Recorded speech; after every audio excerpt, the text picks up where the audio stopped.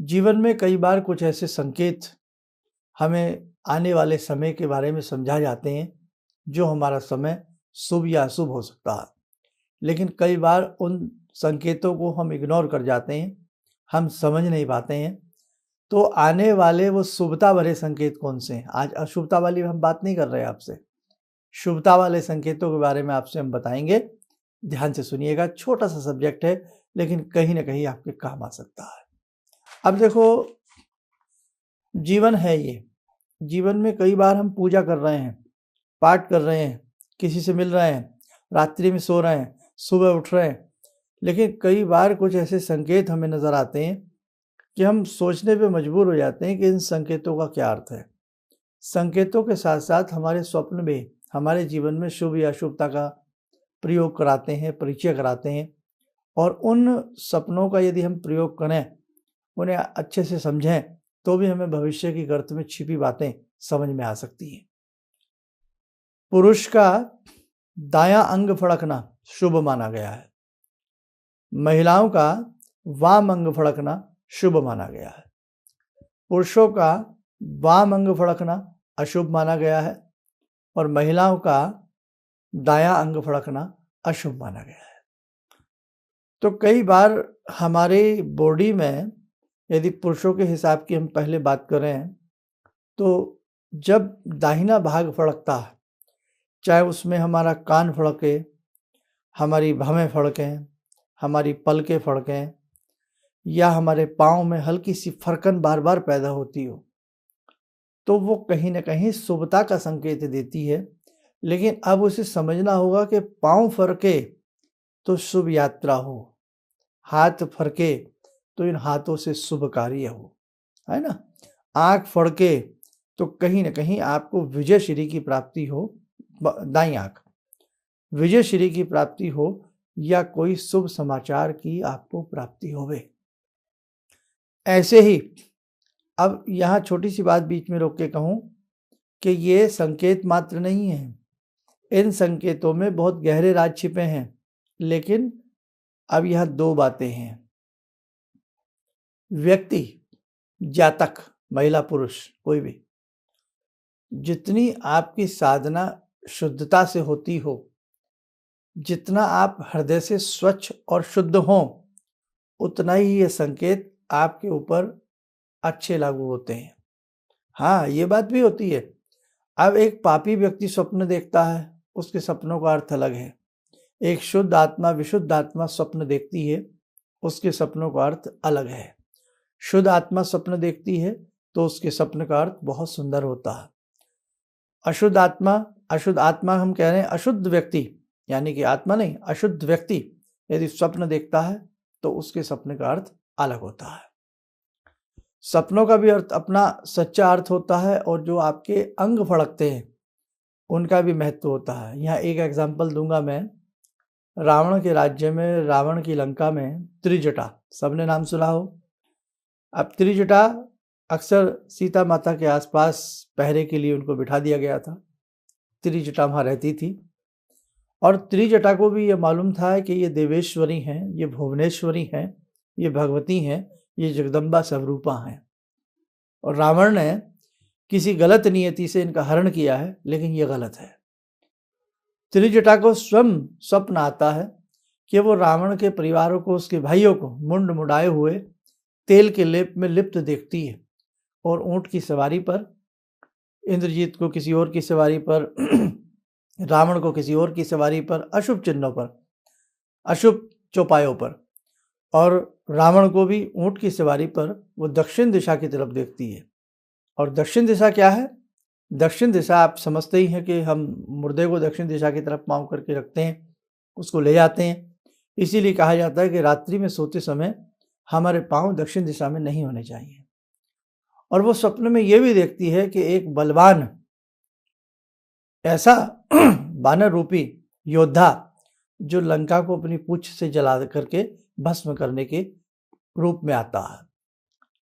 ये सारे स्वप्न को वो सीता मैया से सुना रही हैं और कह रही हैं कि हे जगदम्बा, हे सीता माँ, मेरे स्वप्न इस प्रकार से हैं, और मुझे लगता है कि बहुत जल्द अब रावण की जो बुरी चीज़ें हैं, रावण का जो बल है वो क्षीण होने वाला है और प्रभु श्री राम शीघ्र ही आएंगे और अपने बाहुबल के सहारे आपको यहाँ से ले जाएंगे। और वही होता है, त्रिजटा के सपने सत्य होते हैं। सपनों में राजा शुद्धोधन के सपने बड़े मशहूर रहे हैं।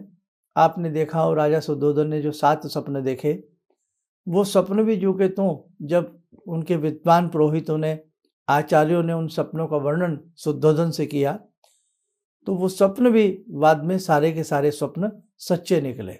आप में से भी ऐसे बहुत लोग होंगे जो स्वप्न देखते हों और अक्सर उनके स्वप्न अच्छे होते हों।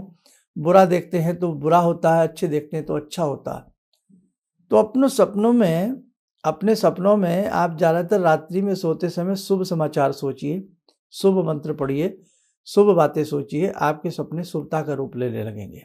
खैर, सब्जेक्ट है संकेतों का। कई बार कुछ ऐसे संकेत हमें दिखते हैं जो संकेत बहुत बड़ी कहानी को यहीं रखते हैं। त्रिजटा से ही जुड़ी एक बात, मुझे रावण वाली बात याद आती है, रावण के ही लंका की बात याद आती है। क्या कि सीता माता को भी कुछ ऐसे संकेत उभरे, भगवती हैं वो हालांकि, लेकिन उनको भी संकेत हुए। आपने पढ़ा हो वाम अंग फरकने लगे, भगवती के वाम अंग फरकने लगते हैं, सीता माता के वाम अंग फरकने लगते हैं, बाईं नेत्र फरकने लगता है, वाम कंधा फरकने लगता है, वाम वस्त्र फड़कने लगते हैं और उसी के साथ साथ इस प्रकार से देदीप्यमान उनका चेहरा हो जाता है कि जैसे चंद्रमा को राहु ग्रस रहा हो और चंद्रमा को राहु ग्रस ना पाए और उसकी ग्रस्ता से दूर चंद्रमा बिंब एक सुंदर नजर आता है। ऐसे भगवती का दमदमाता हुआ चेहरा भगवती को संकेत के रूप में नजर आता है और वाम अंग भगवती के फरकने लगते हैं। विजयश्री विजयश्री विजयश्री, रावण के ऊपर चढ़ाई होती है और आपको बाकी तो सारी बातें पता ही हैं। ऐसे ही हमारे जीवन में हम संकेत बहुत सारे देखते हैं, बहुत सारे संकेत होते हैं।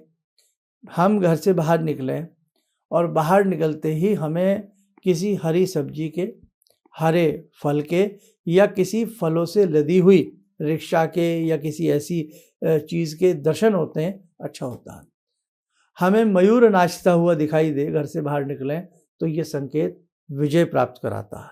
हाँ, हमें घर से बाहर निकलते ही कोई बारात चढ़ती दिखे, घुड़चढ़ी दिखे, बारात चढ़ती दिखे तो ये संकेत भी बड़ा शुभ होता है।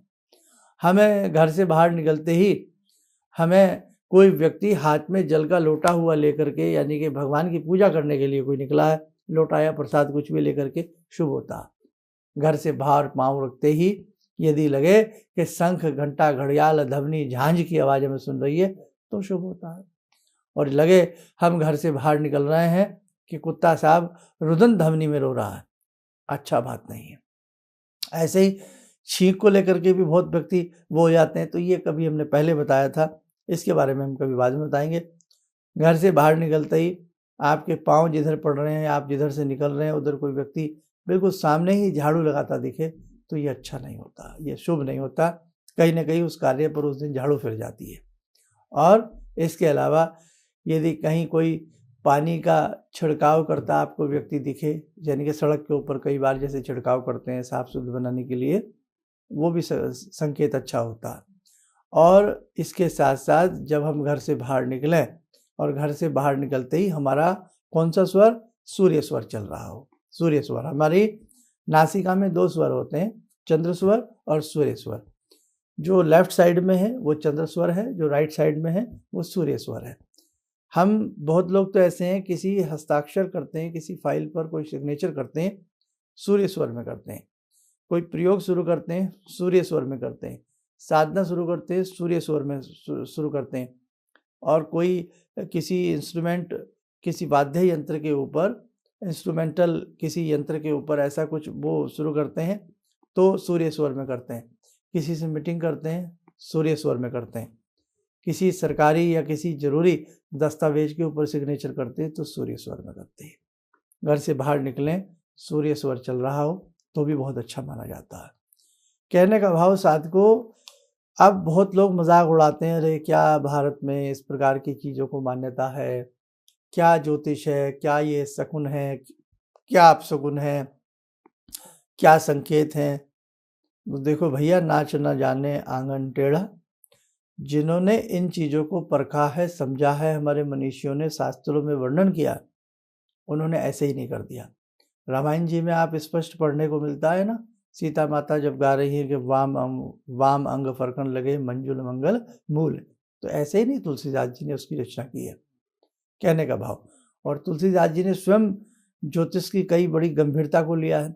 उधर नारद जिनके पास ओरिजिनल नारद पुराण है, तो नारद पुराण में ही महर्षि नारद जी ने सामुद्रिक शास्त्र के अनेकों गूढ़ रहस्यों को बताया है। हमारे अथर्ववेद में, है ना, हमारे अथर्ववेद में बहुत सारे ऐसे गुप्त प्रयोगों का समायोजन है। बहुत सारे गुप्त रहस्य, गुप्त मंत्र, विधि, टेक्नोलॉजी, बहुत सारी चीज़ों का अथर्ववेद में जखीरा समाया हुआ है। और उसी के साथ साथ यदि सामवेद में देखें तो कितनी गायन शैली, बहुत सारे मंत्र, बहुत सारी चीज़ें हमें सामवेद से प्राप्त होती हैं। कहने का भाव कि हमारे तो शास्त्रों में, हमारे वेदों में, हमारे पुराणों में, उपपुराणों में, उपनिषदों में तो ये बातें कूट करके भरी गई हैं, लेकिन आज उनके मंथन करने की आवश्यकता है, उनके पढ़ने की आवश्यकता है, उन्हें समझने की आवश्यकता है, और उन्हें समझाने वालों की भी आवश्यकता है, और समझाने वालों के साथ साथ समझने वालों की भी आवश्यकता है।